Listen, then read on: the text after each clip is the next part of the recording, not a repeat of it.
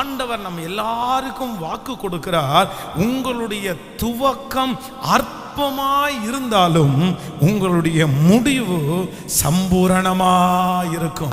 இந்த மாதத்தை நான் எப்படி முடிக்க போகிறேன், நான் எப்படி தாண்ட போகிறேன், யார் முன்பாக நான் நிற்க போகிறேன். ஆனால் கர்த்தர் இந்த மாதத்திலே அழகாய் வாக்கு கொடுக்கிறார். இந்த மாதத்தினுடைய துவக்கம் உங்களுக்கு அற்பமாய் இருந்தாலும் இந்த மாதத்தினுடைய முடிவிலை கர்த்தர் ஒரு திருப்தியை கட்டளையிட போகிறார். ஒரு சமாதானத்தை நன்றாய் கரங்களை தட்டி ஒரு சம்பூரணத்தை கர்த்தர் கட்டளையிட போகிறார். இந்த மாதம் ஆண்டவரே உங்களுக்கு செய்வேன் என்று கர்த்தர் வாக்கு கொடுக்கிறார். எத்தனை பேர் விசுவாசிக்கிறீர்கள்?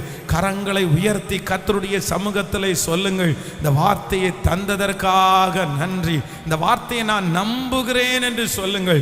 உங்கள் பிள்ளைகளுடைய வாழ்க்கையினுடைய முடிவை கர்த்தர் சம்பூரணமாய் மாற்றுவார்.